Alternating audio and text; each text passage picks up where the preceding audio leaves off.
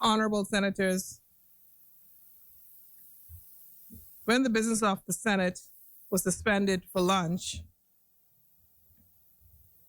we were at further second reading of bills, and the bill was, that was the second reading, and we're at the seconder for the bill for an act to regulate the trading of carbon credits in or from within the Bahamas.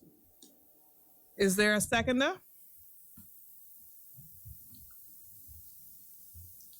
The chair recognizes the Honorable Dr. Eresia Hepburn Forbes. Good afternoon, Madam President and fellow senators. First, let me thank you for your kind words of congratulations, along with other senators on my recent nuptials. I'd like to extend greetings to Progressive Liberal Party's Women's Branch, Men's Branch, and Young Liberals for taking time out of their busy schedules to visit the Senate today.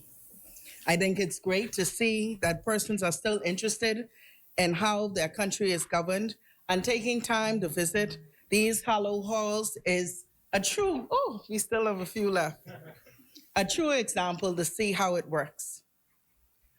Like my other colleagues, I would like to express my condolences to all of those that tragically lost their lives over the weekend. For those not only on the boat crash, but the senseless violence at the gas station.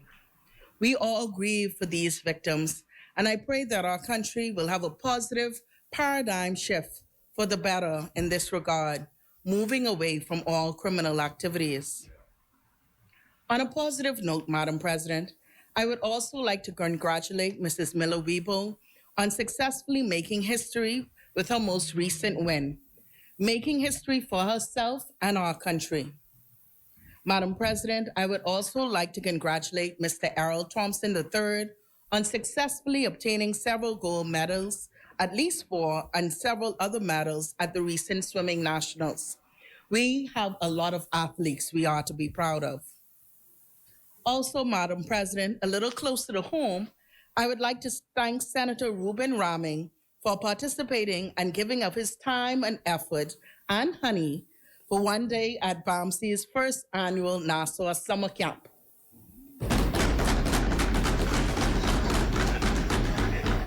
Madam President, the camp was well attended, and students learned about several sustainable tenets, along with climate change, agriculture, aquaculture, apiculture, marine, and hydroponics. I'd like to thank the dedicated staff of Academic Affairs and Mrs. Smith, Ms. Delaveau, and Ms. Mitchell, who pitched in to make the camp a success. Now, several more students understand why it's best at BAMC. Madam President, I would like to personally thank Mr. Forbes for providing me with a copy of his book, as well as Pastor Scavella for providing us with a copy. Yes, I'm sorry we didn't have enough to provide all senators.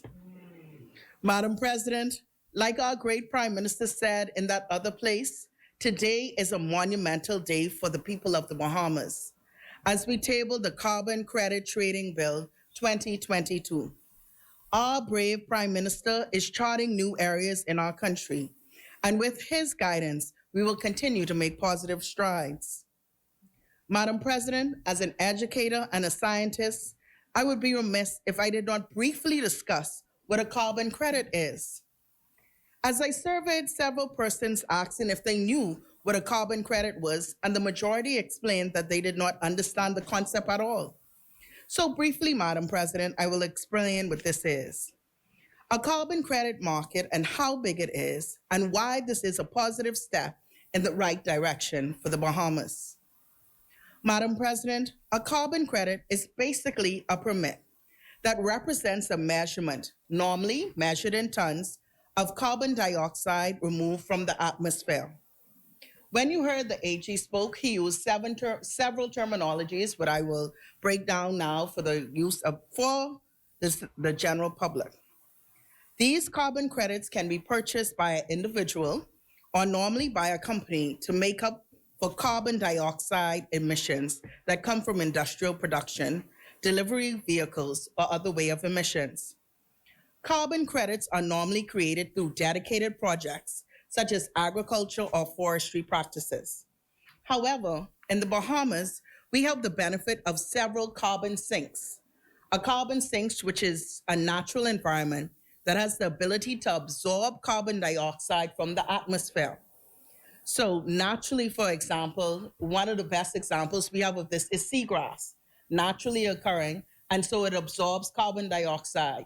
We know we inhale the oxygen, exhale carbon dioxide, and carbon dioxide is what's causing some of the climate changes conditions that we have. So you want some of that absorbed. It should be noted that seagrasses are amongst the planet's most effective natural ecosystems for sequestering, a term used also by the AG, which is basically capturing and storing the carbon.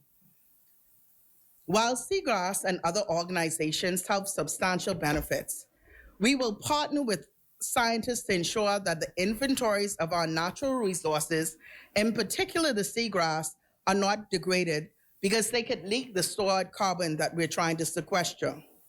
This is extremely important as the capacity of seagrass meadows have the ability to accumulate carbon that exceeds many of the terrestrial ecosystems, such as forests, and shows values commensurate with wetlands.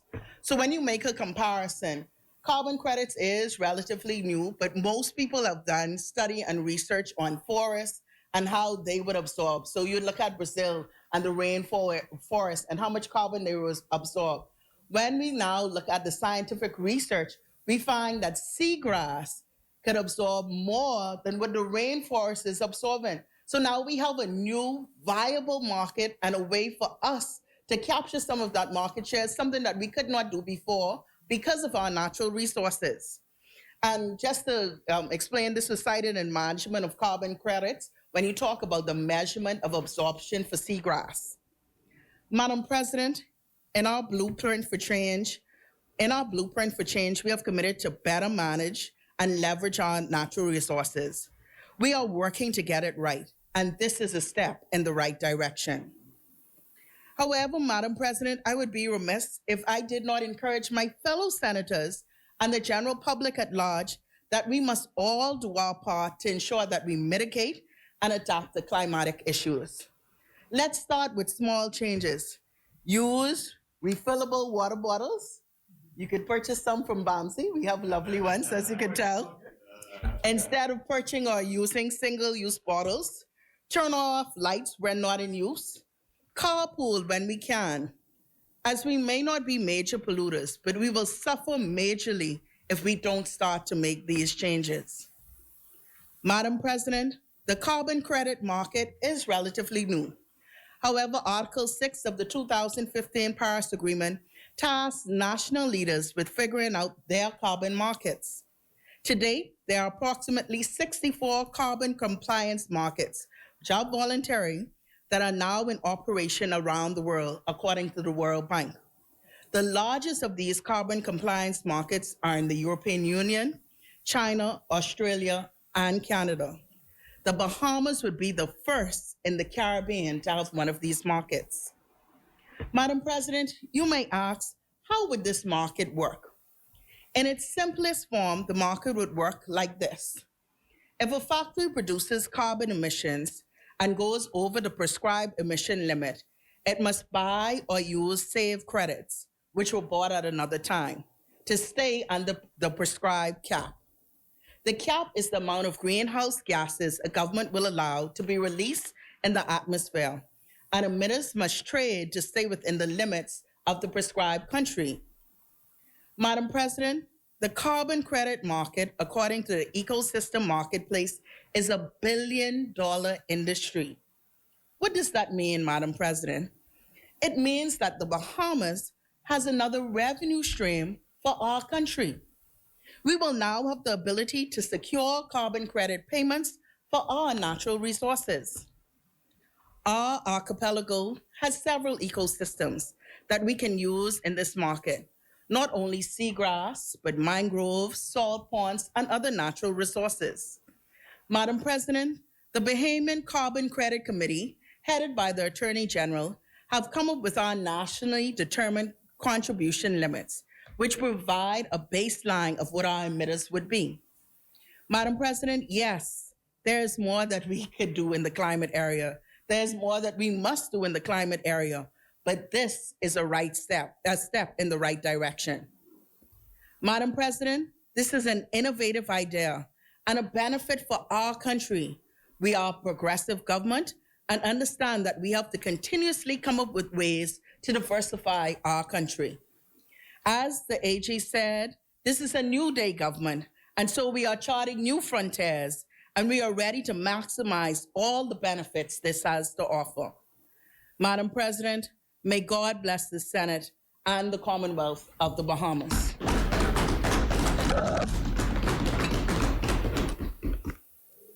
Thank you for your contribution, Senator the Honorable Dr. Eresia Hepburn Forbes. As many, the chair recognizes Senator the Honorable Michael Barnett Ellis. Thank you, Madam President. Madam President, as always, it is a pleasure to rise in this upper chamber to contribute to the discussion. Madam President, over the lunch break, I had the opportunity to speak with some of the members of the Progressive Young Liberals, and they didn't quite convince me to come over, but it was a refreshing conversation with young minds, and I have to say that the future is bright in the Bahamas.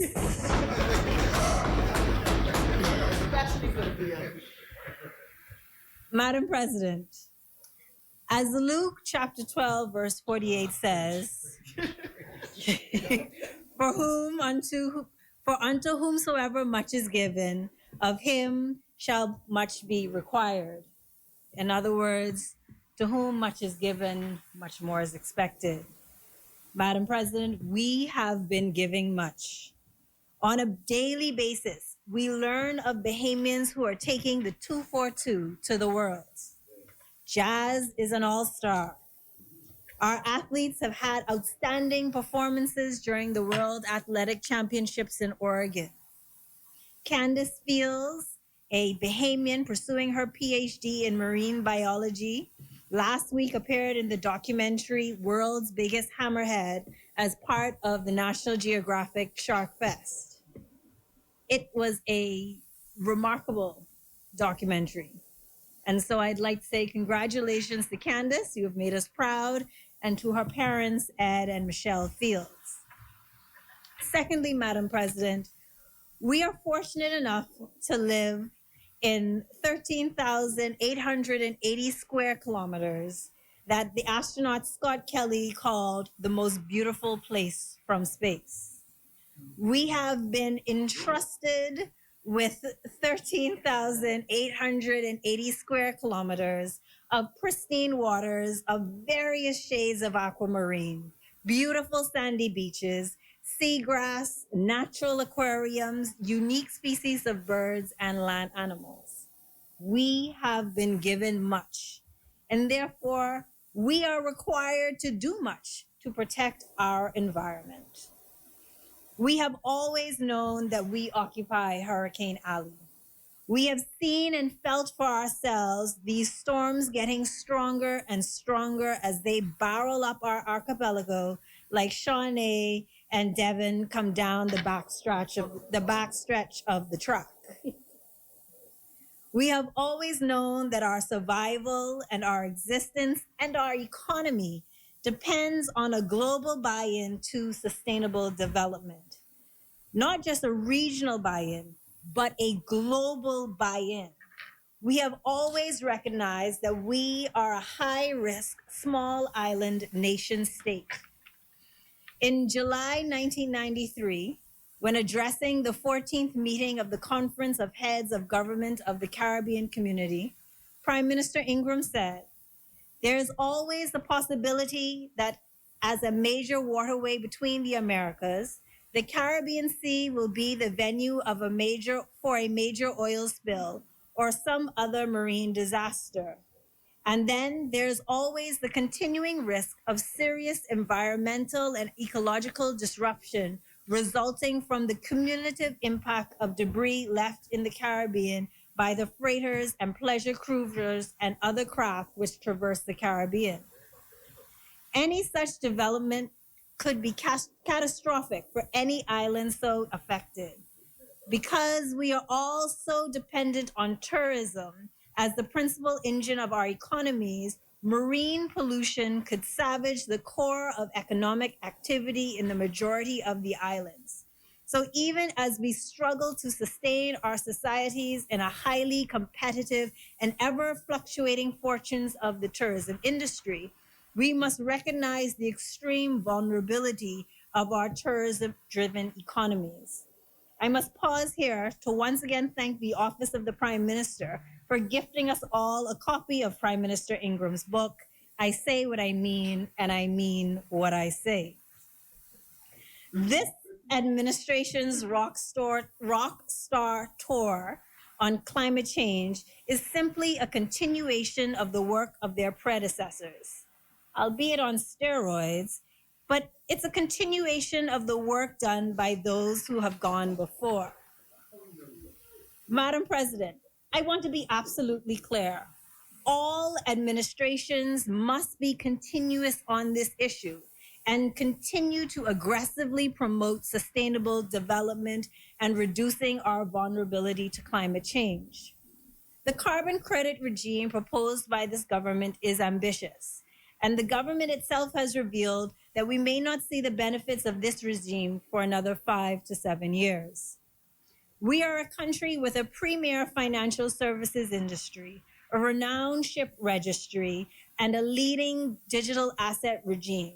Therefore, preparing legislation for a carbon credit exchange is well within the scope of our expertise. But Madam President, the carbon credit scheme remains a concern for me. It is extremely complex.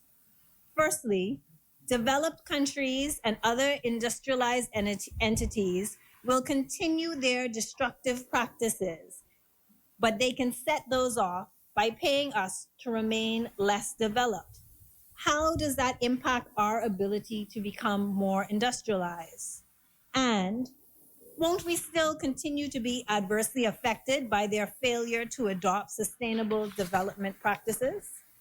Secondly, are we going to continue to push for sustainable development practices? Because if these developed countries and industrialized entities engage in more sustainable practices, won't they then need to purchase less of our carbon credits? Is our focus our sovereign wealth fund or our water levels? But Madam President, the biggest concern for me is the fact that we're not doing more locally to reduce our carbon footprint and reduce our vulnerability to climate change. There is so much more we can do at home. We must protect our mangroves from human destruction and hold developments accountable for their actions. We are still waiting for the Merchant Shipping Act to be brought into force and its regulations brought to Parliament. We must increase the coastal setback for buildings. Land is a limited resource, and with views as beautiful as ours, who doesn't want to build as close to the coast as possible? But our hurricanes are getting stronger, and it's no longer safe, assuming that it ever was safe, to build so close to the shoreline. We must invest in nationwide habitat restoration through NGO support and execution. This means allocating substantial resources in future budgets to this project and supporting NGOs. Plans need to be made to expand our solar energy projects. We need further development of our land use plan. We need to create more protected areas to preserve biodiversity and protect the important ecosystems needed for coastal protection. Madam President, our tourism-driven economy requires us to do everything necessary to take on an active role in sustainable development. Madam President, through you, I ask all Bahamian households to look at what they can do. We have many students home on their devices all day. I give them this research project. By the 15th of August, come up with one thing that your house can do to mitigate climate change. For example, start a home garden. Turn off the water when you're brushing your teeth. Turn off the TV when you leave the room. Madam President, as always, I thank you for your continued guidance in this place. May God bless you, and may God continue to bless the Commonwealth of the Bahamas.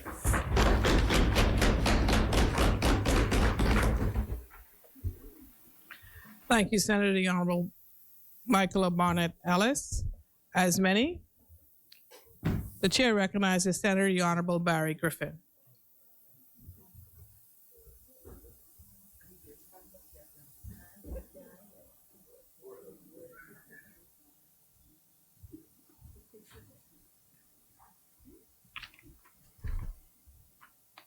Madam President, I've learned that courage has no limits.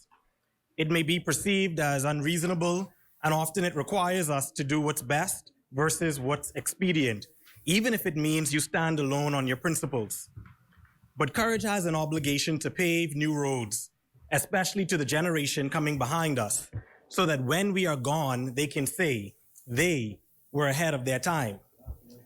As we approach our 50th year of independence from Great Britain, and we take stock of our history, the progress we've made thus far, and how far we've come, we must ask, what will our generation of leaders be known for? What will our legacy be? Will it be how many sidewalks we've built? Better yet, how many potholes we fixed?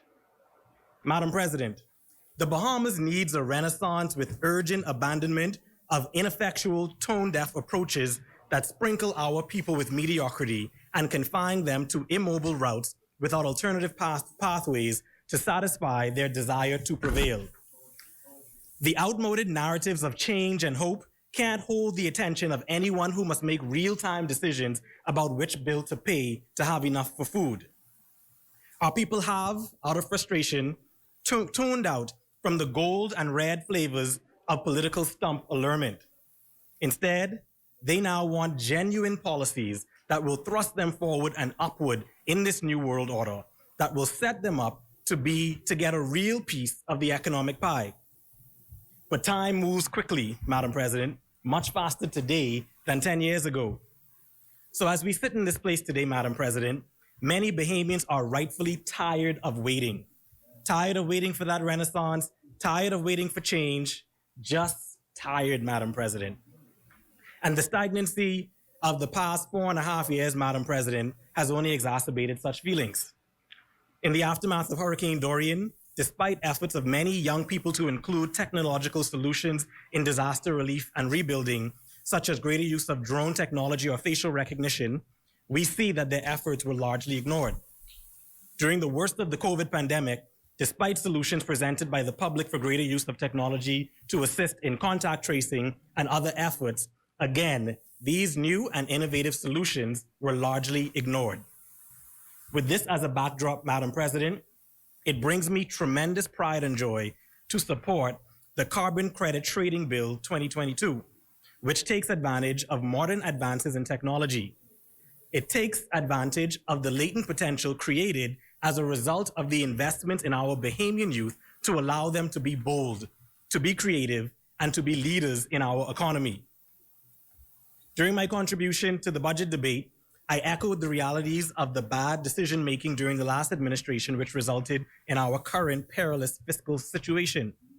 I articulated then, and I will repeat it now, so we are clear of how the Bahamas arrived to its current state and how important this bill is in changing the course of development of our country. Madam President, I spoke about how the last administration had a one-size-fits-all, one-layup shot solution to absolutely every problem it was confronted with. No innovation, no progress, nothing different. Like the one-shot basketball player whose weak shot from the waist could be anticipated, the F&M stuck to the traditional methods of financing our country. Increase taxes or borrow money, both of which they did a lot of, increasing value-added tax by over 60% and borrowing billions and billions of dollars in 4 years. But Madam President, in our blueprint for change, We said, and I quote, "The status quo will no longer work in today's reality.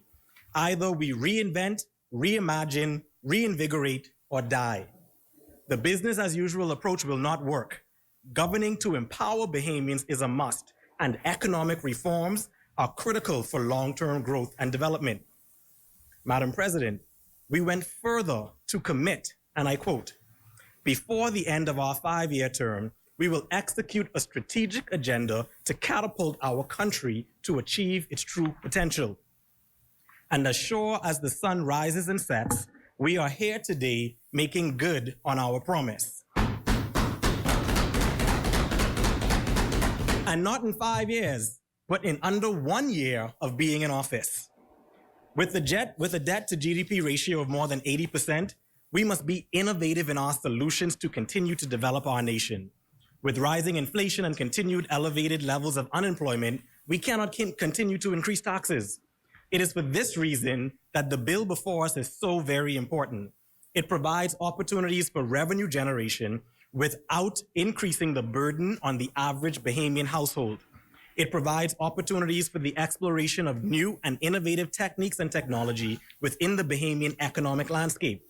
It provides opportunities for greater participation of young people who will inherit this land, and with a chance for our nation's best and brightest to participate in our country's development. Just as Steph Curry had to switch his shot for his career to develop, so too must the Bahamas do the same. We must not be afraid to explore new ways to achieve our goals. Madam President, I would like to remind this honorable chamber that the path that this country is on in terms of taking advantage of our blue economy is not by chance. This approach is part of a carefully crafted strategy years in the making. It was back in 2015, under the leadership of the former Minister of Environment, Mr. Ken Dorset, that the Bahamas begun the aggressive strategy to expand protection of our marine environments. These efforts were the beginning of a long-term strategy for the sustainable development of our country that we now see taking shape. This builds on the seeds planted in the last PLP administration. When we began on this project some 7 years ago in 2015, the vision was focused on ensuring a sustainable future for our country. This plan, Madam President, began with the expansion of our network of marine protected areas and creation of 3 terrestrial parks to provide an additional 4.5 million additional hectares of protected areas. This significant contribution to our marine protected areas was and remains an important investment in the growth and development of the Bahamas, as the mangroves, corals, and other marine life aid in protecting us from natural disasters. It provides rich breeding grounds to protect our marine life for future generations, and it provides opportunities for employment and supports our tourism economy.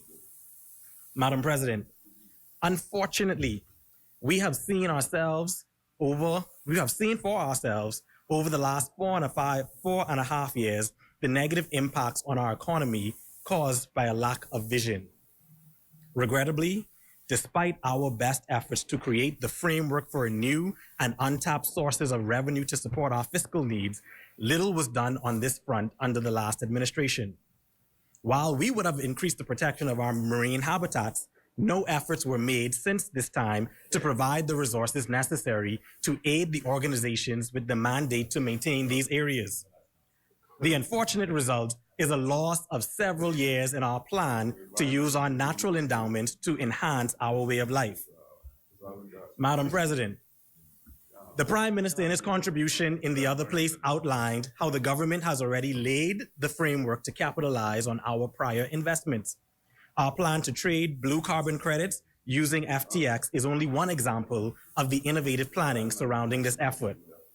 As the AG has indicated, a company has been chosen who has already demonstrated commitment to the Bahamas and sound expertise in the field, and efforts are already underway to ensure that young people will benefit from this investment.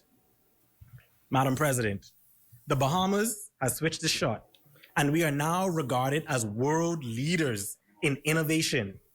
At this moment right now, leaders the world over are watching this very debate to learn from us how to create new streams of revenue as an alternative to simply increasing taxes or borrowing billions of dollars.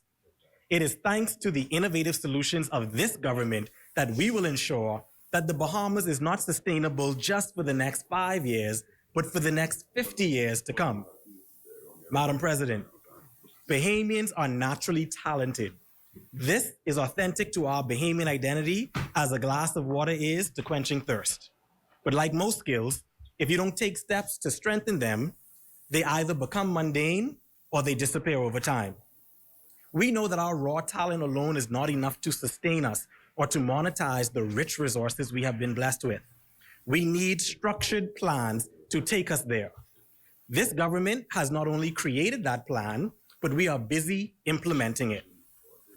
As we approach year 50, we may have many proud achievements to celebrate, and now we can add world leaders in digital assets, carbon trading, climate finance, and combating the effects of climate change to that list. It is high time we pressed reset to be courageous, to move away from doing the temporary assignments of what's popular to doing what's best.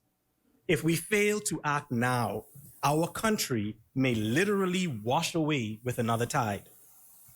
Madam President, the strides and progress made by this nation over the last 49 years have been a result of our willingness to continue to reinvent, reimagine, and reinvigorate. I am encouraged that the passage of this bill will ensure that we continue to do so. Madam President, as a grateful youth of this nation and a proud member of this government, I support this bill. Thank you.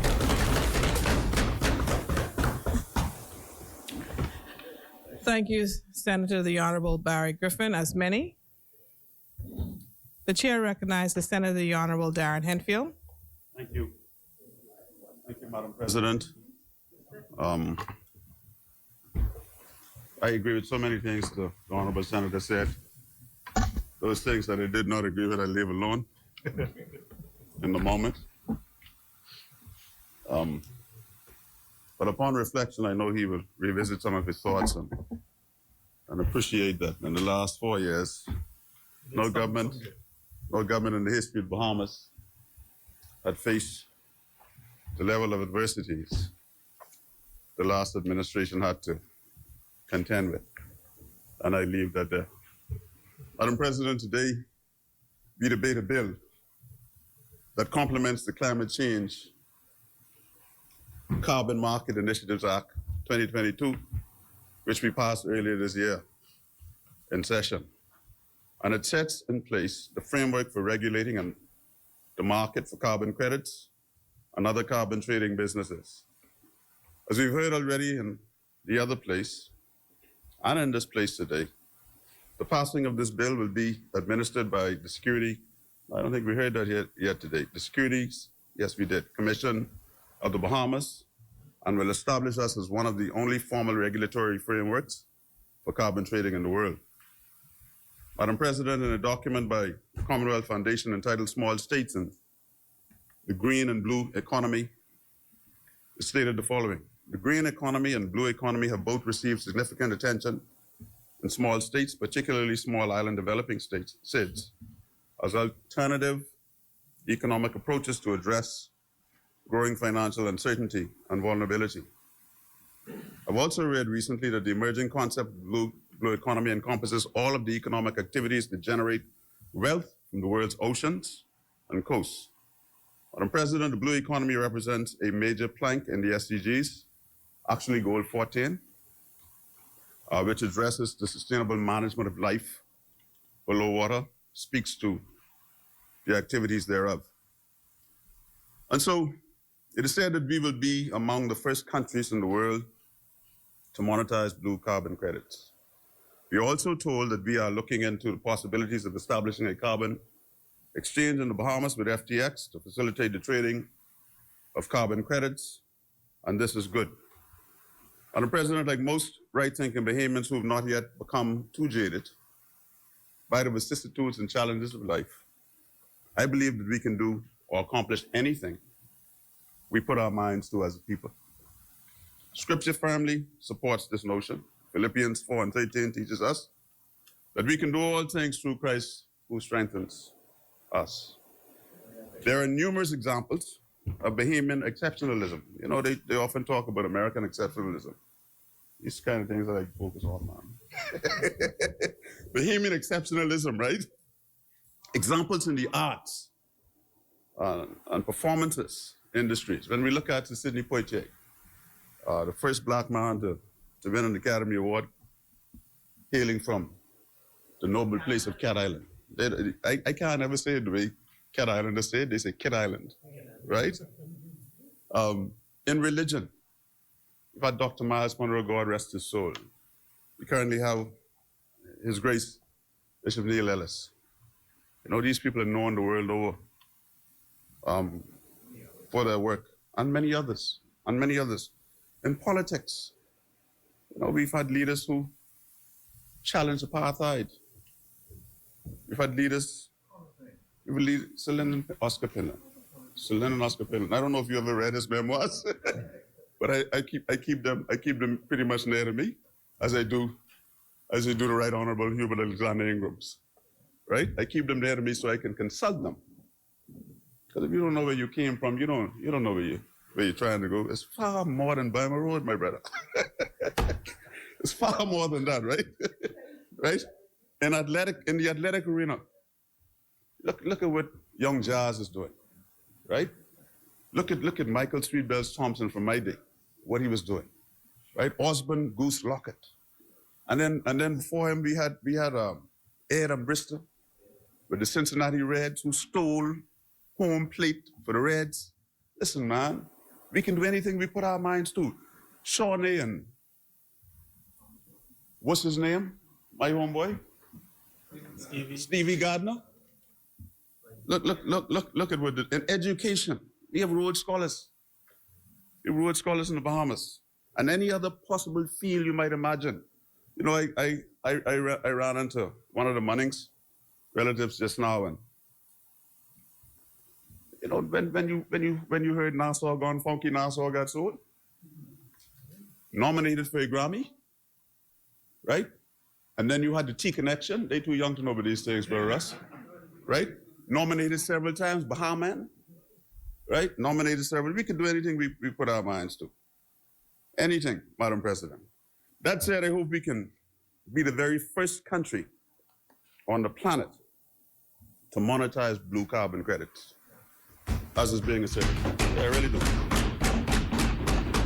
We've long been known to have arguably among the most fertile fishing grounds in the world. Clearly, this notion is not lost on our neighbors to the north directly and to the south of us. They know that. That's why they come here and steal our fish. We're now being told that by the scientists that we have discovered that our seabeds are possessed of 50% of the world's seagrass. 50%, which is vital for the sequestration of carbon, and this makes us a major carbon sink for the world. I can't explain it like Dr. Hebbine Forbes. I actually did a wonderful job at the way she explained sequestration and the rest of it. But since I have it here, let me just, for the sake of it, right? Carbon sequestration is the process of capturing and storing atmospheric carbon dioxide. It is one method of reducing the amount of carbon dioxide in the atmosphere with a goal of reducing global climate change. That's why I tell you, I know there's a God. Every time you count us out, he just shows up and, I feel like a preacher now. I feel like preaching here today. He just shows up and make a way out of no way for us, right? Historically, Madam President, scientists have recognized forests, as Dr. Hebbine Forbes said, such as the Amazon as the primary means for sequestering carbon. Coastal wetlands, such as seagrasses, tidal marshes, and mangroves, are now considered by scientists as pivotal to climate mitigation strategies. Pivotal. So here we are on the verge of a whole new frontier.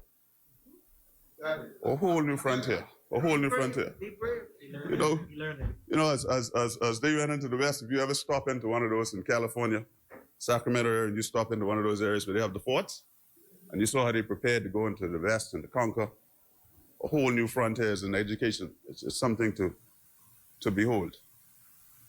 So as a potentially major carbon sink for the world, we stand to benefit from this entirely new and emerging market. And so, Madam President, we on this side support this legislation intended to do at least two very important things, important and necessary things to the development and survival of the Bahamas.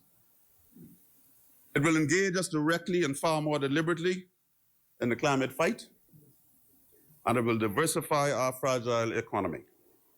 In short, it will make us a more resilient nation. That said, it is our considered view that we are yet a ways off from actually benefiting monetarily from this newfound pot of gold. Still a ways off. You know, you gotta speak. You gotta temper the expectation of people. You know, if you don't do that, it can be trouble for you all. I can do that for you because they might say to you, man, you promised me all this gold, and 4 years, 5 years pass, and you don't realize it yet, right? And so, whilst acknowledging that the estimates of 50 to 60 million of the initial investment are not unrealistic, Bahamas National Trust Director Eric Carey, in a recent interview with Tribune published on Thursday, the 21st of July, I will later if I must, I have it right here, stated the following. He said, good advice he gave to us. He said, we have to identify our stocks. I think we're doing that now with the people who are doing the shark thing, and they are intimately involved in what we're doing here. We have to go through the verification and certification process. We heard that from the Attorney General. And so we won't get $1 from carbon credits for many years. It's a long process that requires a sustained investment. So this, you know, like your mama used to say, take time to know it. This, you know, overnight thing, right? So you have to lay that on the record. The respected environmentalists went on to explain it depends how quickly we proceed for the first 18 to 24 months. And I get the impression that this must be sustainable. I mean, hard charging, hard going, before we can carve out our space, the space that we're looking for in this market. I don't think that until we've gone through that immediate period of a year, this is what he's saying, continuing, a year and a half to 2 years, we will be able to say whether it's a 3, 4, or 5 year period. So what he's saying, what he's asserting is that after we've gone through the first 2 or so years, then we'll be able to determine, based upon the progress that we make in the initial stages. And so, Minister, you gotta keep this moving, right? Now, I'm no business guru, Madam President, but if we do this right, whenever it is realized, maybe in my administration next, right? Coming away. Whenever it is realized, we can simultaneously change our country's economic outlook and empower Bahamians who have far too long now been excluded from the levels of economic participation they desire in their own patrimony. Going somewhere with this. Madam President, we advise that the government will receive 85% of the initial revenue generated by carbon credit trading. I don't know if anything changed since then. Minister, you could correct me, and I stand so corrected. 49% of the company, which will manage the country's carbon credits, will also be jointly owned by the government. That's the Bahamian government. As such, a heads of agreement has been entered into with the Bahamian-based Carbon Management Limited, and the group, this is the group that was looking at the sharks, which discovered this gold mine for us, beneath the waves, will receive a management fee of 15%, and 2% will be held by local NGOs. That sound about right? Okay, good. Madam President, this brings me to the central point that I wish to make before I take my seat. I wish to suggest to the government the following. In 2012, the government of the Bahamas, led by Prime Minister Ingram, entered into a public-private joint venture with Arawak Port Development, APD, to provide for the construction, management, and operation of the new port facility at Arawak Key. This is all history. Views on it is all history, and it's done. It's a good deal. It's done. But what transpired in the process was, I believe, innovative. The shares for the port were divided as follows. One, private sector companies got 40%. I think those were the companies that were originally, and I consulted his book for this as well, originally the families that ran maritime shipping in the country, generally. Arawak Port and government, 40%, right? So Arawak, APD and the government share 40%. A similar arrangement is what we're doing here now with the managing company. The Bahamian public got 20%. What was different about these particular offerings to the public was that the government employees were allowed to purchase shares in APD by way of salary advance, payable to the Treasury by way of salary deductions. Madam President, public servants like me at the time were able to purchase a minimum of 50 shares at $10 apiece and a maximum of 500 shares at a little more than $5,000. In the results, individuals, you got some? Huh? I hear you. Yeah, but I don't know what I think we allow none now. That's the point I'm trying to make. That's the point I'm trying to make. You know, it's not the amount. I mean, I'm talking about the mechanism by which they sought, and albeit after a lot of hoopla, a lot of noise, right? They sought to ameliorate the Bahamian public. We did by allowing them to participate at this level, right? So in the results, individuals like me as a member of the Defense Force, police officers, customs officers, immigration officers, nurses, teachers, clerks, and other public servants were able to buy and own shares in APD. Even though the government has its shares, you know, still allowed us, who didn't have the means, right, still allowed us to get them, right, through salary deductions. And so if I had a little leverage on my little salary, where I could afford to pay $150 a month, $250 a month, until I paid off for my shares, that's what I was able to do. These shares are now, and I guess you could Google this to see if it changed since I looked at it last. These shares are just under $40 a piece each. That's the last time I checked. Right now, you know, albeit the big fellas got the lion's share, they were able to get preferred shares. But, you know, I was still able to, myself and many other public servants, you as well? Wow. You know, Senator like Ben was he was able to get in that too. My son, who was in customs, was also able to participate in that offering. And so, Madam President, I heard, as I hurry along, I heard that blue carbon described as our commodity, like gold, like emeralds, like an oil, to be traded in our name on the stock markets for the prosperity and benefit of all Bahamians. We are being told that in a few years, the blue carbon credit industry will be worth a few $100 million. In fact, I heard here today even billions, right? Senator Griffin calls for genuine policies, and I believe if we can reimagine the way we do this, this will be among those genuine policies that you so desire, good Senator. Imagine the benefit this could mean to public servants and others if given the opportunity to participate in the way that we were allowed to in 2012. Imagine the benefit of a resilient, sustainable development in the Bahamas given to all of us by God through patrimony. That if we can find a few dollars in our paychecks as public servants, clerks in this place and others under the sound of my voice, who would love to have a pay deduction to be able to share in this patrimony of the Bahamas. Everywhere you go, Bahamians carrying on, but I can't get nothing from from my own patrimony. Can't get the land, I can't get this. Other people coming and enjoying this and other people coming and enjoying it. We can fix it with this. I don't know what the modalities are. I'm sure the minister will figure that out.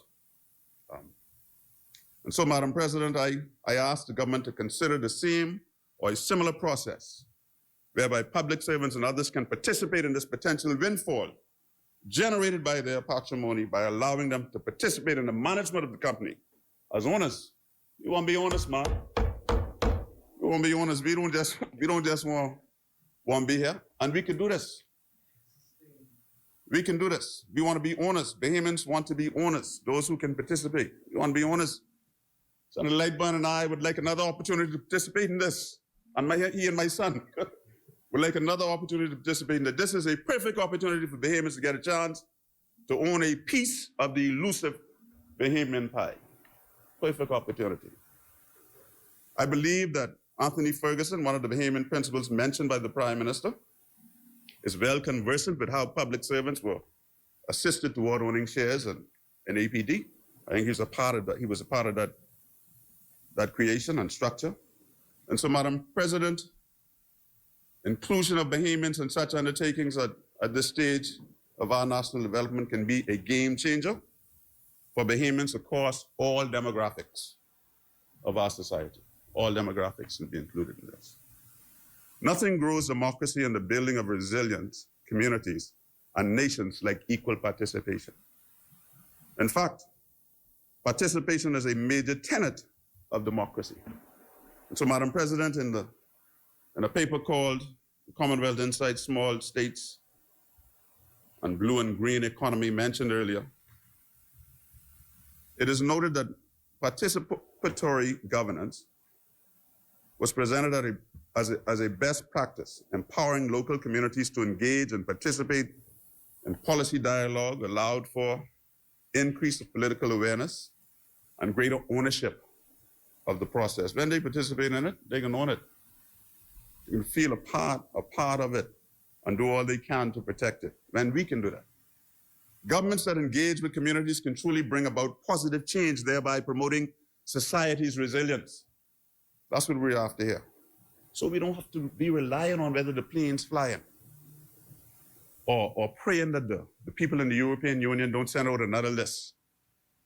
Because we could have a part of this and participate in this. Madam President, in a world where we must diversify economy to survive, any positive movement in the blue economy will mitigate our complete reliance upon traditional fiscal income streams, upon which we have relied for the past 60 years or so, to a much more stable and resilient economy, upon which we might be able to trust, despite what's going on around the world, like the war in Ukraine and the high cost of inflation is costing us in gas and in the food stores and elsewhere, driving up the cost of living. Imagine every Bahamian. I know, I've heard talk about a sovereign wealth fund. That's a good thing. It's aspirational, but I ain't into that right now. It's a good thing. What I want is those who are able to, and do the sovereign wealth fund, that's fine. But those who are able to participate now, I believe we should be able to participate now. Those of us who determine, well, I have $100, I have $500, I have whatever I could buy my little share of it, my little common share. I let Quentin manage mine. You know what I mean? Just show me what the right thing to do, right? How to work the stock exchange of which he's very much aware, And then we create a resilient people. So when these exogenous shocks come, everybody ain't got to be around social service line and other places. That's the way we advance our country. Madam President, I get it. Most Bahamians get it. We're being asked to exercise an uncommon faith. And so all we ask is for equal opportunity to participate. That's all we ask. I read somewhere that such economies aim for equitable distribution of economic benefits and effective management of ecological resources. It is economically viable and resilient, self-directed, self-reliant, and pro-poor. And we allow investment in these areas. Faith, you see, according to scriptures, It's the substance of things that we hope for, but the evidence of things that we've not yet seen. For by it, Scripture teaches us that the elders obtained a good report. Through faith, we understand that the worlds were framed by the word of God, and so that things which are seen were not made of things which do appear. Faith is a very powerful weapon in the hands of believers. We believe as behemoths. We are a faithful, believing people. But faith without works is dead. Let us exercise some works while we have this faith and what we expect to receive from this blue carbon frontier that we are about to conquer. Let us have some faith in it.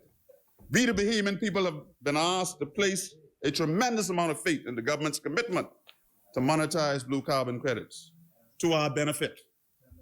All we ask is that the government allow as much as practicably possible, place some faith in us to be part of this momentous and monumental happening in our country by widening the opportunities of participation by all Bahamians that are able to do so. I agree again with Senator Griffin. Well, I agree with you a couple of times today. Well, the governing is about empowering Bahamians. It's imperative that we empower Bahamians. And so with that, Madam President, I pray that God bless the Commonwealth of the Bahamas. And I thank you for allowing my time here.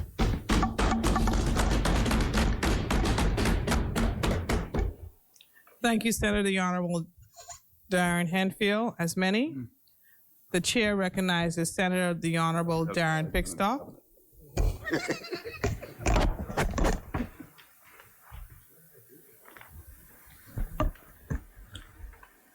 Madam President,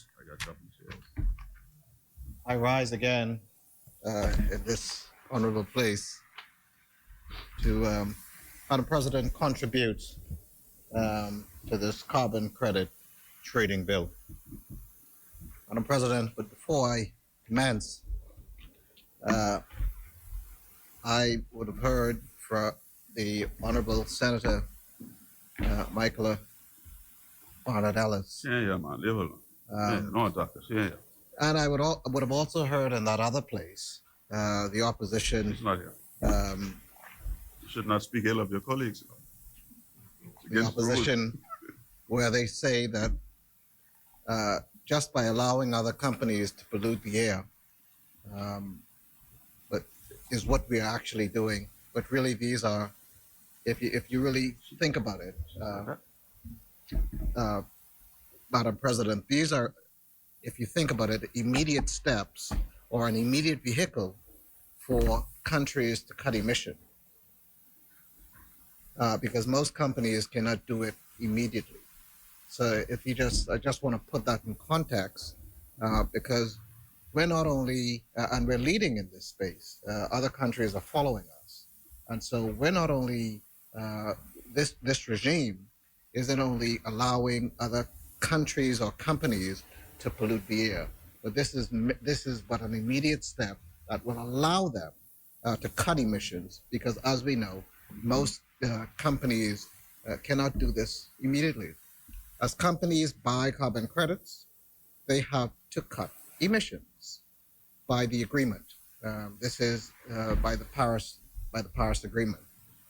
But cutting emissions, carbon credit will become much more expensive in the long run, because there will be less of them to allocate. So I just want to say to Senator Ellis, Madam President, that we're no strangers to making tough decisions. If it is, the government has already pronounced that they will put in the mechanism whereby we are further educated on what is going on. And the process has already started. So any decision or anything that is worth having, we must work for, Madam President.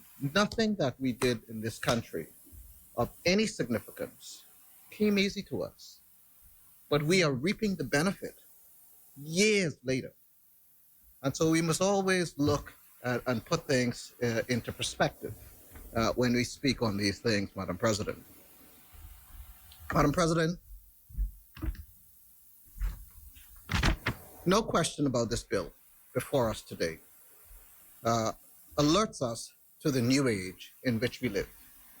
Everyone in this room who sat through high school and college science and chemistry were never presented with the possibility of carbon credits and product being sold on the open market, placed in a world where, as we conquer the communications age, we are being pushed to be more cognizant of the science of the well-being of our planet. The Davis-Cooper government is to be commended for the acceleration of bringing this bill to Parliament. As our country joins the rest of mankind in the international assemblies of the planet, and as we grapple with climate change, it is also very fair and right that our country be a part of any economic benefit which can be had from a process which leads towards replenishing Earth and sustaining our homes, as the truth of climate change are evident to many of us in this small island developing country. What are carbon credits? My parents asked me, or better still, what is a carbon footprint? My parents grew up in an age where their only exposure to the word carbon they had was the air we breathe out, and of course, that messy ink under the leaf sheet of paper, which we call carbon copy. The only exposure. Madam President, permit me please to answer these two questions for my parents and for many others. I am not a scientist, so I shall be referencing the information I have reliably found online in highly recommended environmental websites. I would not be so indulgent as to want to put these meanings in my own words. This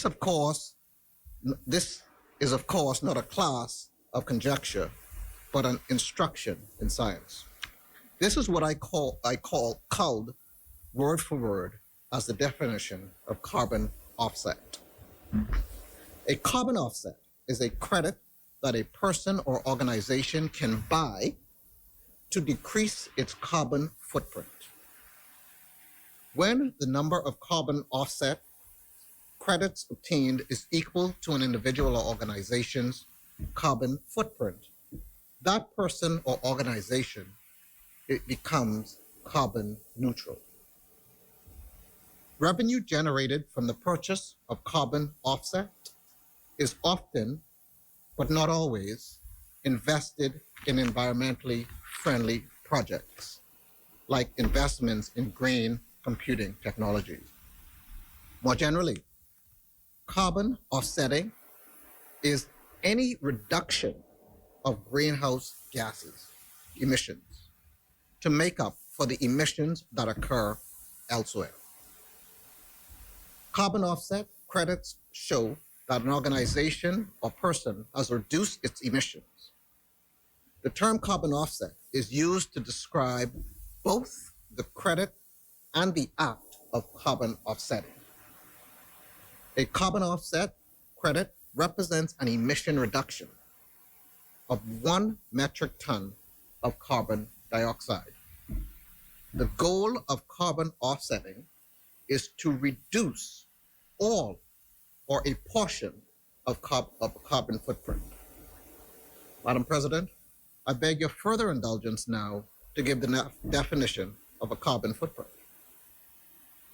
A carbon footprint is the total amount of carbon dioxide and other greenhouse gases the activities of a person or organization generates.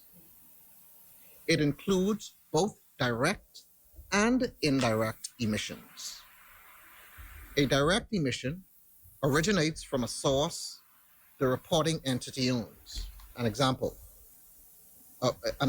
is carbon dioxide produced from fossil fuel combustion inside a delivery vehicle a company owns. Indirect emission results from the reporting entity's activities, but not originating from sources the reporting entity does not own. These are also referred to as upstream or downstream activities.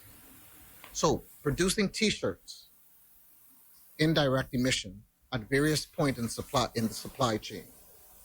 These include growing the cotton and shipping raw materials and the final product, as well as later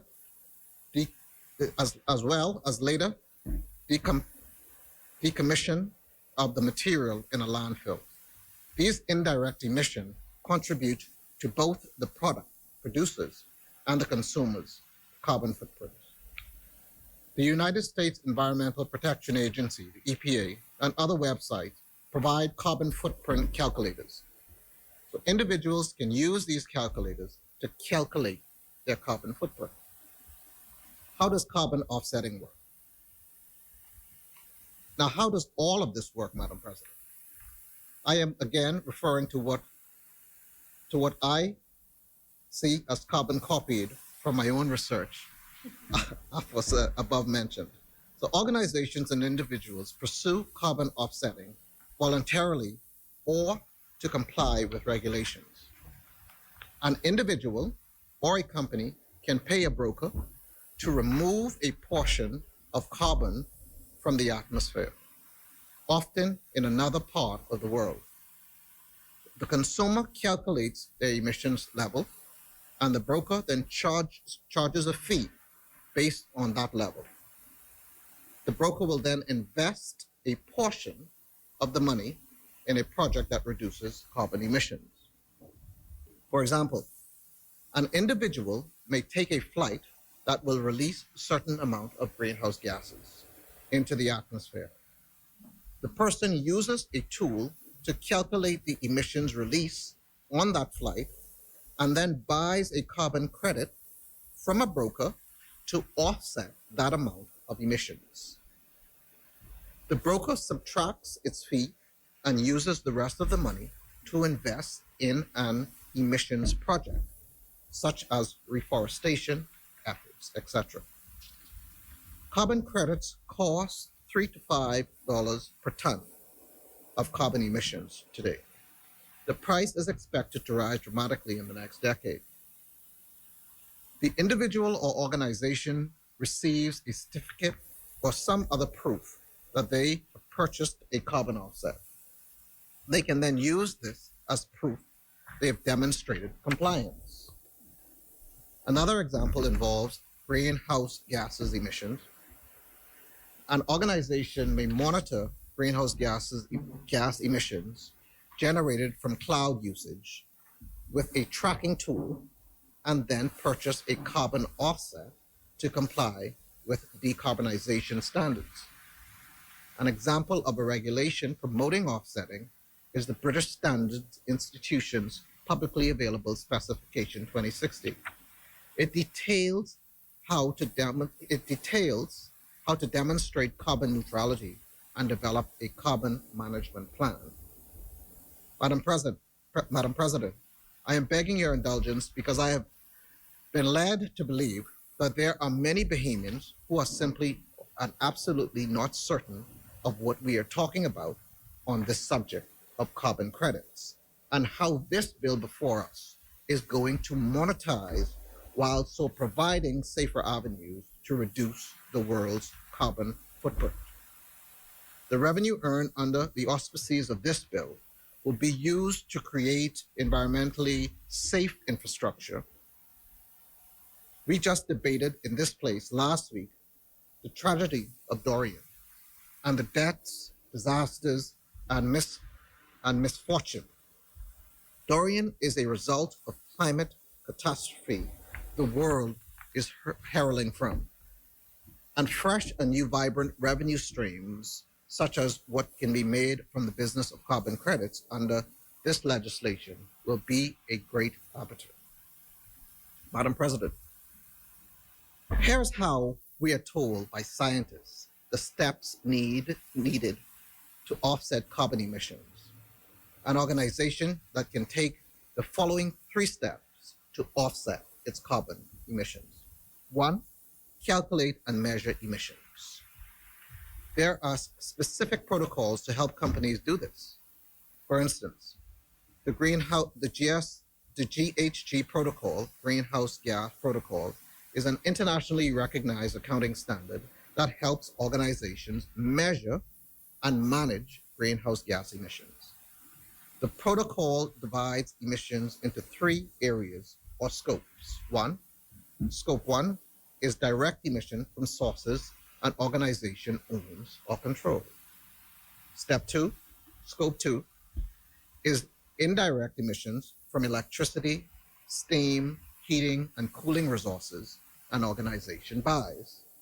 And Scope 3, in other indirect emission that comes from an organization's value chain, which is not a direct. The emissions are expressed in tons of carbon dioxide, equivalent, and include other greenhouse gases, such as methane and other oxidized. Organizations should regularly assess their carbon footprints and include them in sustainability reports and other financial reports. At least 40 countries require some sort of emissions reporting. The United States companies that emit 25,000 or more metric tons of carbon dioxide must report those emissions to the EPA annually. The reporting threshold is lower in California, being 10,000 metric tons. Madam President, number 2 is to reduce emissions where possible. Once an organization measures its emissions and identifies the sources, it can develop a sustainability strategy. Guidelines for reducing emissions are detailed in the Science-Based Target Initiative, which aligns with the goals of the Paris Agreement. The Science-Based Target Initiative advises companies to use 80% renewable electricity by 2025. Carbon reductions can also be achieved in smaller ways through individual actions like changing to a more sustainable diet or switching to greener transportation, such as electric vehicles, trains with hybrid locomotives. Not that we have any in this country. Number 3, Madam President, is offsetting remaining emissions. So emissions that cannot be reduced outright can be offset. Reduction projects are ones where carbon dioxide is absorbed or removed. A project must be certified to issue carbon credits, Madam President. Therefore, Madam President, this legislation has placed the management, the oversight, and administration of this bill with our Securities Commission. From my reading of the legislation, it appears as if legal scholars who hunt for loopholes to get around certain provisos may be up all night. But as we know, in my practice, where there is a will, there is always a way. The government has clearly maintained transparency here, Madam President. The government has made it clear.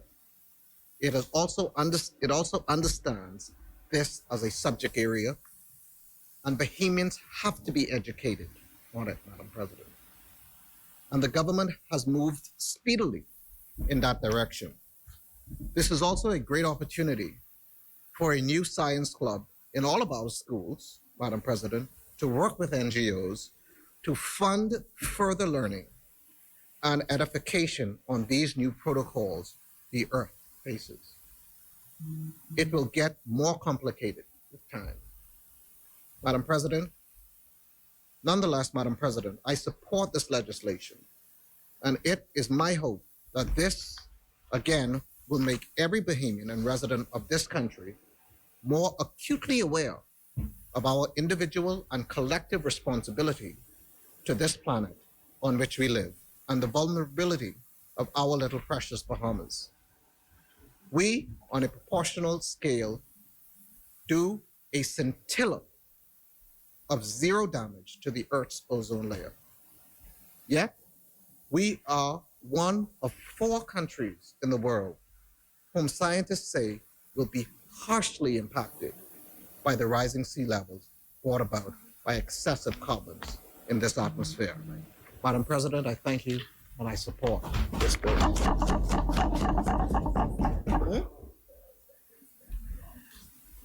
Thank you, Senator the Honorable Darren Pickstock. As many?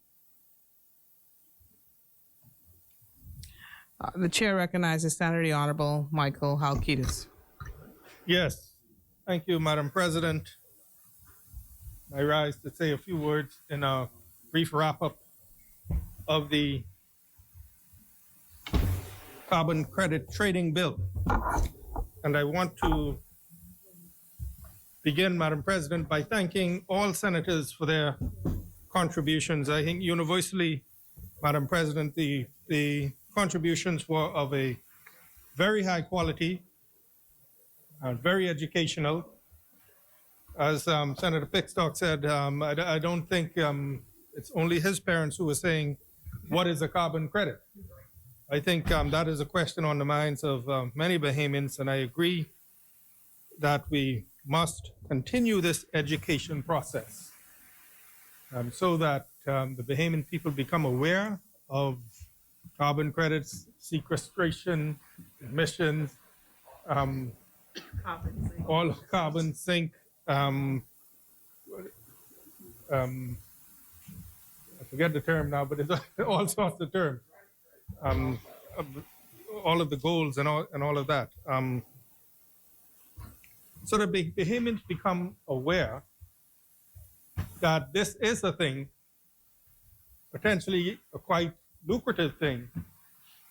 And as Senator Pickstock said in his conclusion, it becomes even more important that each of us do all we can to preserve our environment and to protect our environment. But I think, Madam President, all of the presentations were of an extremely high quality. And Senator Pinder went through the law. Senator Dr. Hepburn Forbes elucidated on the scientific environmental perspective. And again, all other senators touched on it, and I'm sure those who listened today were indeed edified. I just wanted to say in response to this, a couple of matters that were raised. Senator Ellis, in speaking about the offsets, and it's a common question that comes up in that countries or companies who emit more carbon than they sequester can buy credits and continue their bad behavior. And so this is, and this is no, because there are penalties. And rather than, we are net absorbers, net sequesterers, and it does not mean that if we go into this market, we are going to remain undeveloped. But what it does is it impresses upon us the need for us to pursue sustainable development.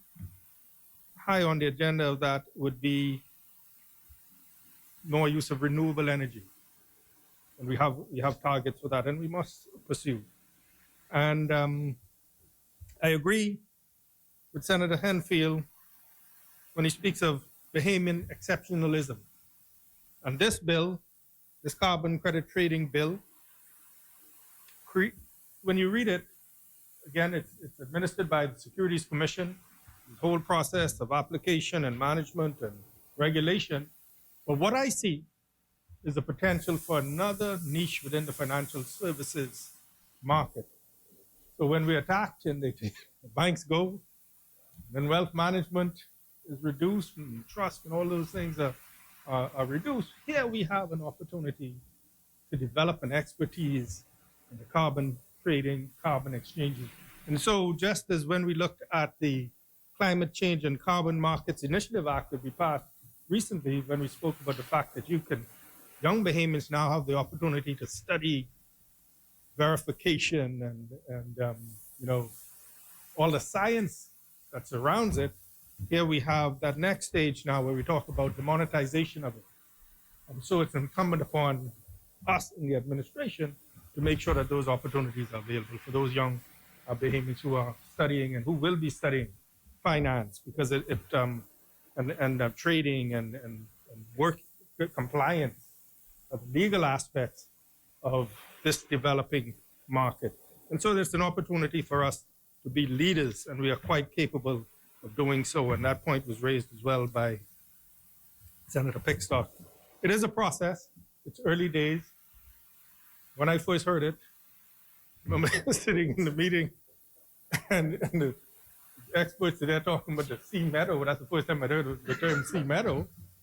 I know you go on Goodman's Bay and you go a little ways and you're walking in grass, right? At the bottom of the water. But apparently, twice or more, it sequesters twice the amount of carbon than the Amazon rainforest pound for pound. And so it's early days, but it appears, there's great potential for it. And the final point I'll raise is a point raised by Senator Henfield. The government has 49% of the management company. Its partner has 49%, NGOs have too. And it's I am certain that we will revisit this arrangement as it develops, where the government might seek to divest some of its 49% amongst the public. It's still early days, in the development of the program, but I am certain, because we share the view that Bahamians should have opportunities and options. And you can hold us to that we will look at this arrangement with the view at some point to divest some of our holdings. But these are exciting times. You turn on the news every day, record temperatures. So the record temperatures of the states are now, they say in the next few days, they're going to be record rainfall. One extreme to the next, the wildfires, extreme heat in Europe. And that speaks to climate change. And it should bring home the urgency of the world taking steps to address these issues.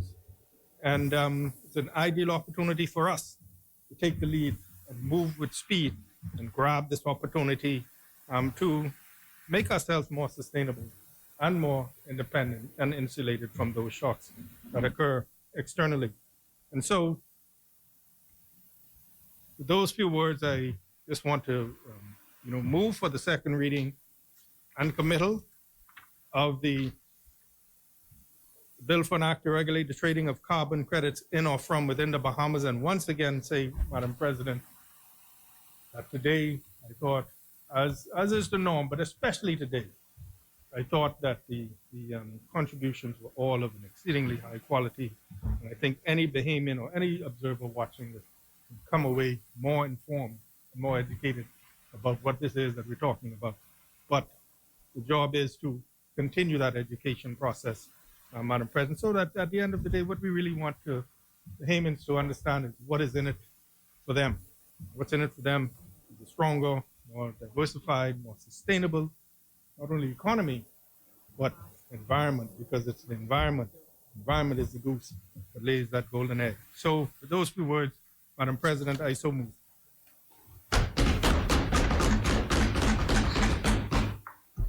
It has been moved and seconded that the following bill be read for a second time and committed. A bill for an act to regulate the trading of carbon credits in or from within the Bahamas. As many as in favor say aye. Aye.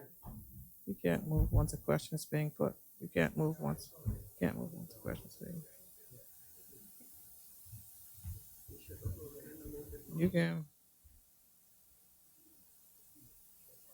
Okay. All right. Let's back. It has been moved and seconded that the following bill be read a second time and committed.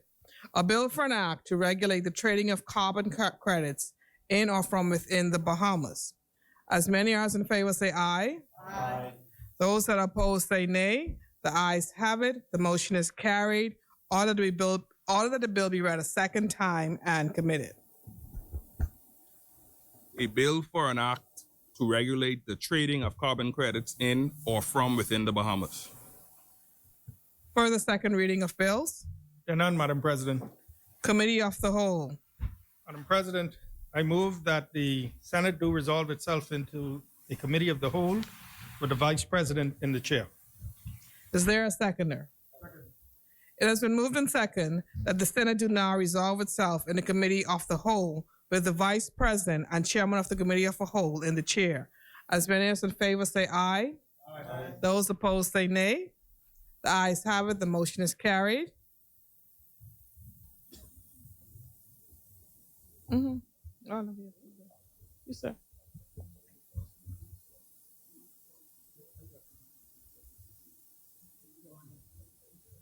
Yeah.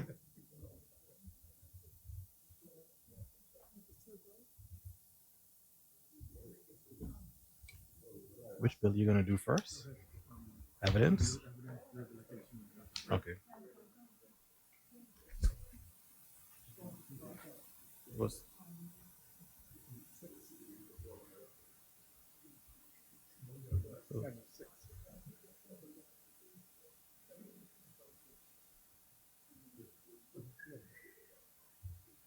Committee of the Whole.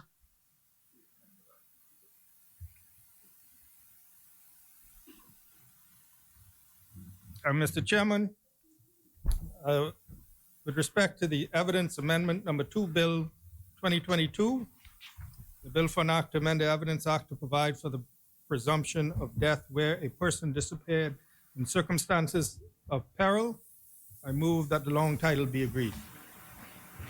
Is there a second? It has been moved and seconded that the long title of the bill be agreed.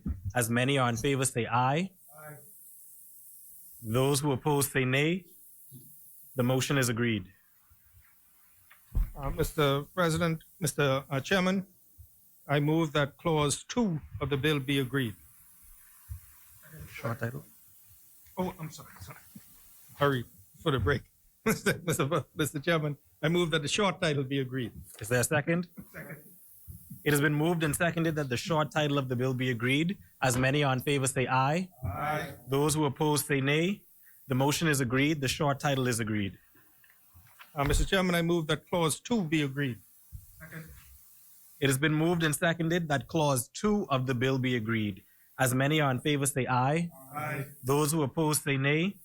The motion is agreed. The motion is carried. Clause 2 of the bill is agreed. Mr. Chairman, I move that the bill be agreed in its entirety. Second. It has been moved and seconded that the bill in its entirety be agreed. As many are in favor say aye. Aye. Those who oppose say nay. The motion is agreed. The bill is agreed in its entirety. Mr. Chairman, in respect of a bill for an act to amend the Rehabilitation of Offenders Act, I move that the long title be agreed. Second. It has been moved and seconded that the long title of the bill be agreed. As many are in favor say aye. Aye. Those who oppose say nay. The motion is agreed. The motion is carried. Mr. Chairman, I move that the short title be agreed. Second. It has been moved and seconded that the short title of the bill be agreed. As many are in favor say aye. Aye. Those who oppose say nay. The motion is agreed. The short title is agreed. Mr. This rehabilitation. Okay. Mr. Chairman, I move that clause 2 be agreed. Second. It has been moved and as many.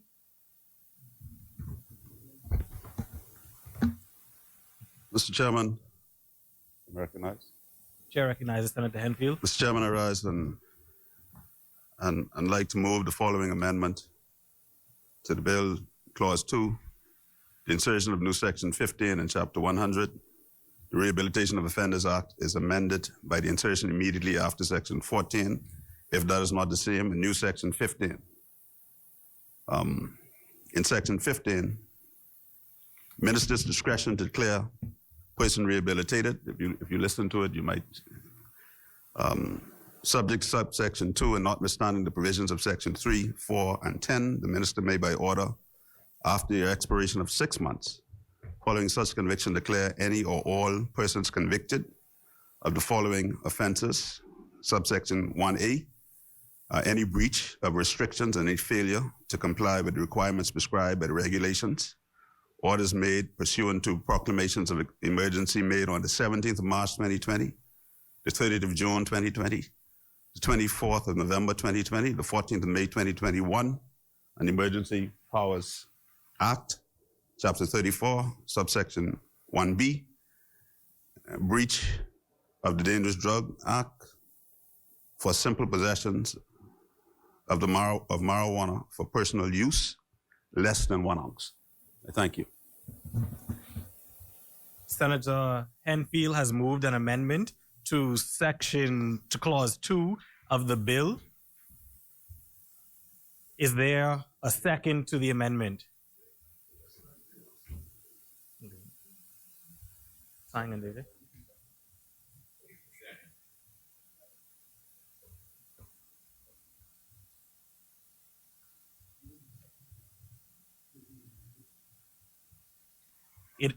Yeah.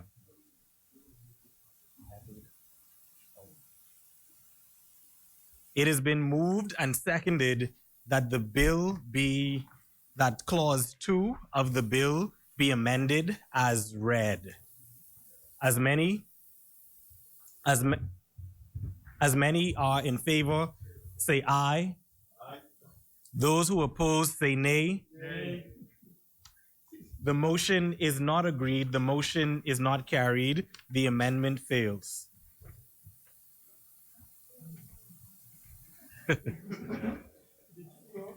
So it has been moved and seconded that clause 2 of the bill be agreed as stated.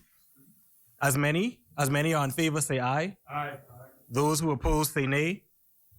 The motion is agreed. The motion is carried. Clause 2 of the bill is agreed. Mr. Chairman, I move that the bill be now agreed in its entirety. Is there a seconder? Second. It has been moved and seconded that the bill in its entirety be agreed. As many are in favor, say aye. Aye. Those who oppose, say nay. The motion is agreed. The bill is agreed in its entirety. Mr. Chairman, with respect to the bill for an act to regulate the trading of carbon credits in or from within the Bahamas, I move that the long title be agreed. Second. It has been moved and seconded that the long title of the bill be agreed. As many are in favor, say aye. Aye. Those who oppose, say nay. The motion is agreed. The motion is carried. The long title of the bill is agreed. Thank you, Mr. Chairman. Mr. Chairman, I move that the short title and commencement be agreed. Second. It has been moved and seconded that the short title and the commencement of the bill be agreed. As many are in favor, say aye. Aye. Those who oppose, say nay. The motion is agreed. The motion is carried. The short title and the commencement of the bill are agreed. Thank you, Mr. Chairman. Mr. Chairman, I move that clauses 2 to 52 be agreed. Second. It has been moved and seconded that clauses 2 to 52 of the bill be agreed. As many are in favor, say aye. Aye. Those who oppose, say nay. The motion is agreed. The motion is carried. Clauses 2 to 52 of the bill are agreed. Mr. Chairman, thank you. I move that the first, second, and third schedules be agreed. Second. It has been moved and seconded that the first schedule, second schedule, and third schedule of the bill be agreed. As many are in favor, say aye. Aye. Those who oppose, say nay. The motion is agreed. The motion is carried. The first, second, and third schedule of the bill are agreed. Thank you, Mr. Chairman. Mr. Chairman, I move that the bill be agreed in its entirety. Second. It has been moved and seconded that the bill in its entirety be agreed. As many are in favor, say aye. Aye. Those who oppose, say nay. The motion is agreed. The motion is carried. The bill is agreed in its entirety. Mr. Chairman, I move that the President do now take the chair. Is there a seconder? It has been moved and seconded that the President do now take the chair. As many are in favor, say aye. Aye. Those who oppose, say nay. The motion is agreed. Madam President will now take the chair.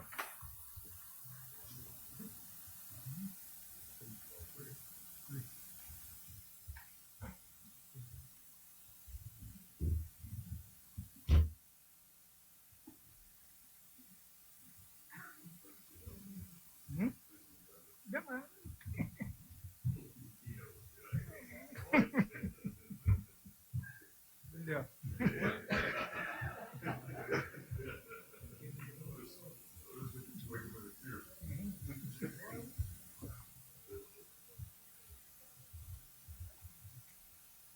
Madam President, I beg leave to report that the Committee of the Whole has examined all three bills before the Senate, having made no amendments to any of the bills.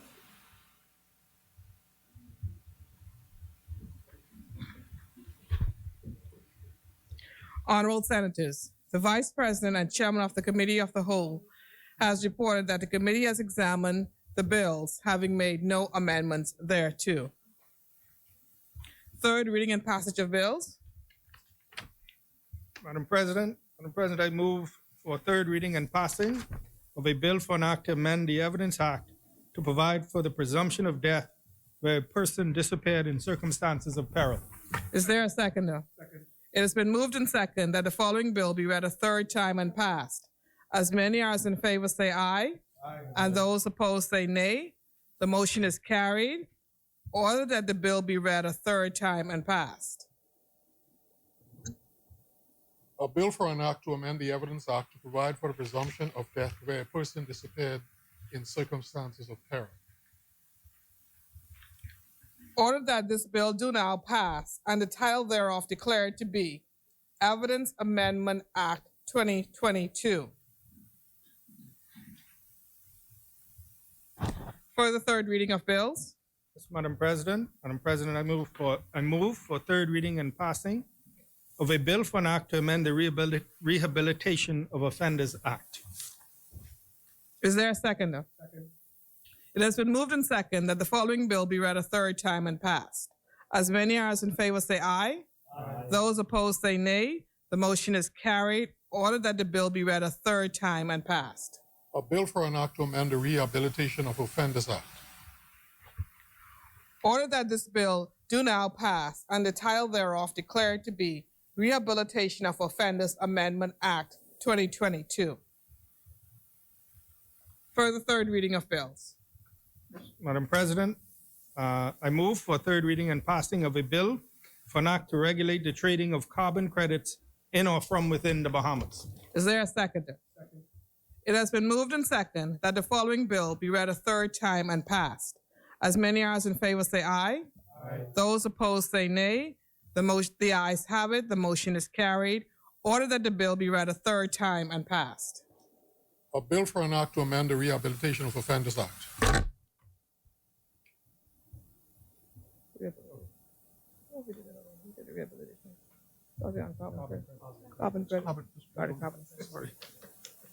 A bill for an act to regulate the trading of carbon credits in or from within the Bahamas. Order that this bill do now pass and the title thereof declared to be Carbon Credit Trading Act 2022.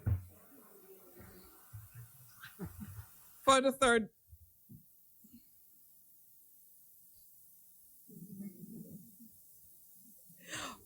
reading of bills. There are none, Madam President. Go ahead.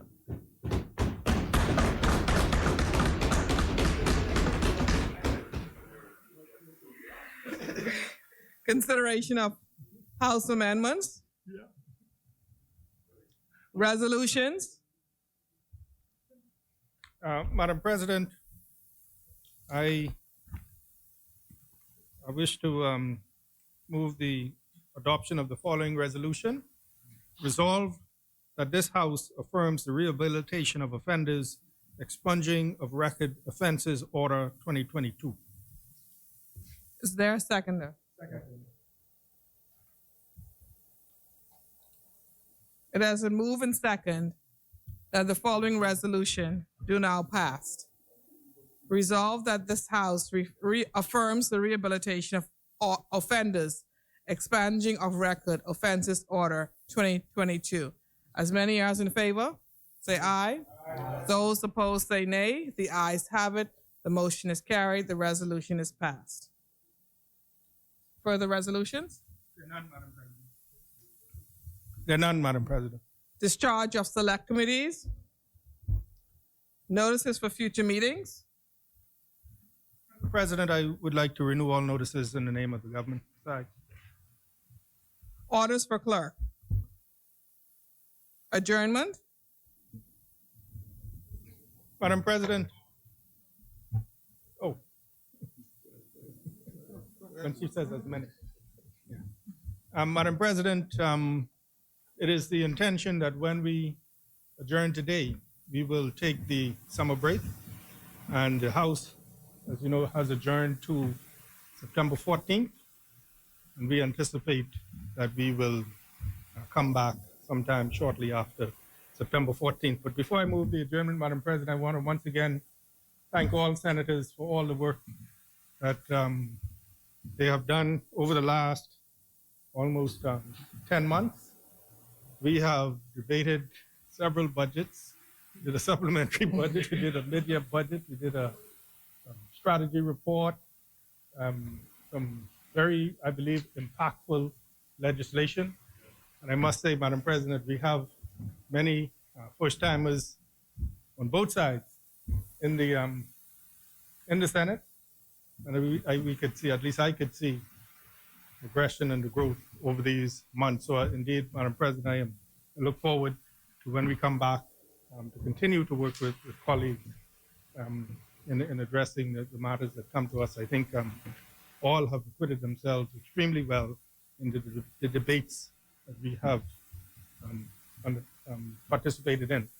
So, Madam President, I move that at its rising, the Senate do adjourn sine die.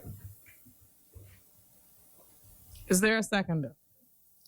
It has been moved and second that the Senate House, as at its rising, do adjourn sine die. As many as in favor say aye.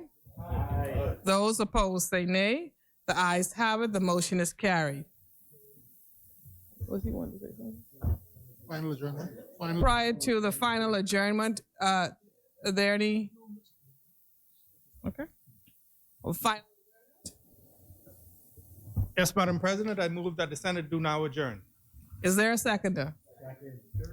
It has been moved and second that the Senate do now adjourn. As many as in favor? Aye. Those opposed say nay. The motion is carried. The Senate is adjourned sine die. And I wish all of you a very blessed, a very happy, and a very safe summer break. God bless you all. May God bless the Commonwealth of the Bahamas.